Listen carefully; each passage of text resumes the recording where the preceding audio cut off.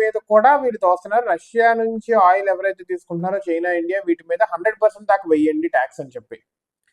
And European union లో countries ఏవైతే కొంటున్నాయో అవి కూడా మీరు ఆపేయాలి, రష్యా నుంచి కొంటామంటున్నారు. అసలు ఉక్రెయిన్ తో గొడవ, ఉక్రెయిన్ రష్యా నుంచి కొంటుంది.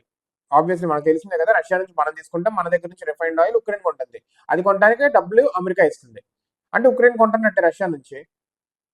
అది కొనడానికి ఫీజిబిలిటీ డబ్బులు ఇచ్చేది అమెరికా, అంటే అమెరికానే హెల్ప్ చేస్తుంది రష్యాకి, ఉక్రెయినే హెల్ప్ చేస్తుంది రష్యాకి. ఇంకా మనల్ని మన మీద పడేస్తున్నారంటే, సో ఇట్లా భయపెట్టడానికి ట్రై చేస్తుంది మన వాళ్ళు. కానీ ఇదంతా జరిగేది కాదు, ఎందుకంటే చైనా నుంచి వీళ్ళకి ఆల్టర్నేటివ్ కావాలి, డిపెండెన్సీ తగ్గించుకోవాలంటే ఖచ్చితంగా భారతదేశం దగ్గరకు రావాల్సిందే, వస్తారు కూడా. ఈ 2 కల్లా ఈ ఫ్రీ ట్రేడ్ డీల్ అనేది అవుతుంది పక్కాగా. వీళ్ళు ఎన్ని మాటలు మాట్లాడినా కానీ దట్ విల్ నాట్ వర్క్.